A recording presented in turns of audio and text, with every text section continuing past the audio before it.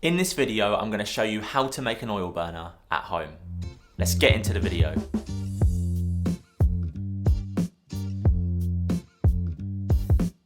So the first thing we're going to do is have a look at some oil burners people have made at home. Now this looks cool, but it's actually really dangerous. So the way it was made is someone has taken an aluminium can, cut it into the shape of an oil burner, but as you can see it's sharp on the edges and it would cut your hand when putting a candle in. Not only that, but the liquid will be sitting on a flat surface and it could easily overflow and catch fire. The next example of someone's dangerous oil burner creation is this one, which consists of a bent metal spoon, some jute and a glue gun. This is very dangerous because as the oil burner heats up, the glue will melt and the spoon will fall. Again, it will go into the flame and catch fire. So coming up next, I'm going to be showing you how to make a safer oil burner, and I'm going to walk you through the step-by-step process.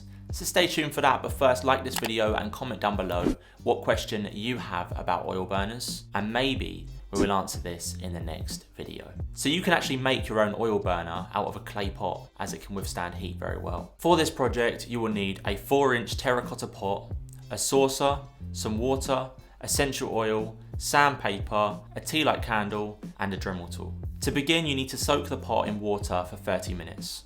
Draw your design on the pot and then use your Dremel tool to cut out the arched hole for your candle to go in. Then you'll want to use some sandpaper to smoothen out the edges and even the arch. Place the candle in, pop the saucer on top, add a few drops of essential oil and a little bit of water and enjoy.